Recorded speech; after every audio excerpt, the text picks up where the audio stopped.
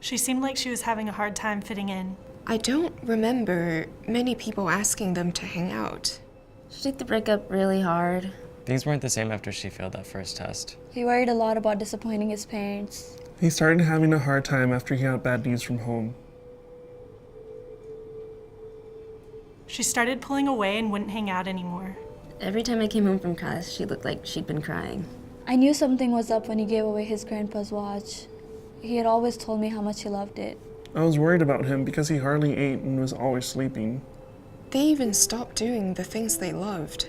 She started drinking almost every day. He even tried to sell some of his stuff. I also noticed that she posted weird messages on social media, like, soon this will all be over. She said she just wished she could go to sleep and not wake up.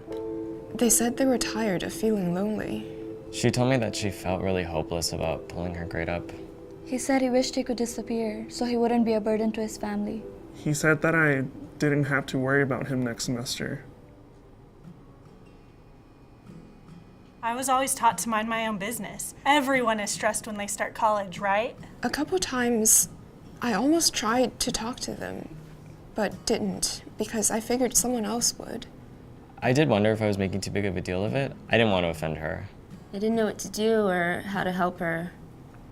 I wanted to ask him if he was thinking about suicide, but I didn't know what to do if he said yes. I didn't want to be the one to blame if something happened. I thought to myself, I'll feel better knowing I did something. I knew someone in the past who had attempted suicide, so I didn't want to risk it. I would rather have her mad at me than have her hurt or dead. Even though I didn't know what to do, I knew I had to do something because I really cared about her. I kept thinking, what if it were me? I'd want a friend to do something.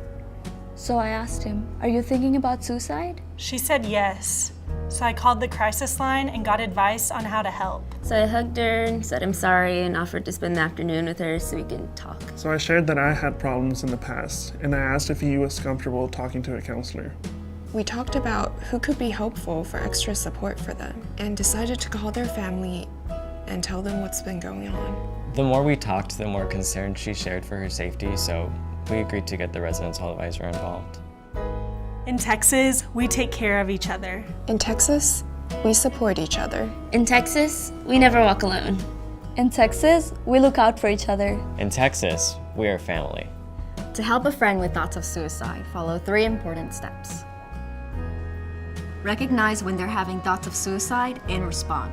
Warning signs for suicide include verbal cues that reveal feelings of hopelessness, helplessness, or feeling trapped, withdrawal, isolation, changes in mood, changes in sleep patterns, changes in substance use, alcohol or other drugs, giving important possessions away, looking for and obtaining the necessary items to attempt suicide, talking about death or dying if out of the ordinary.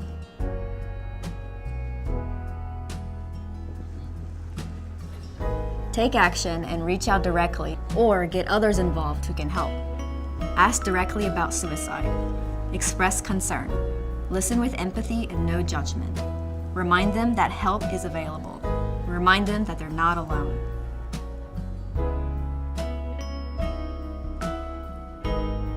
Make a referral to a supportive resource like a mental health professional or other campus or community resources. In Texas, we're all in this together.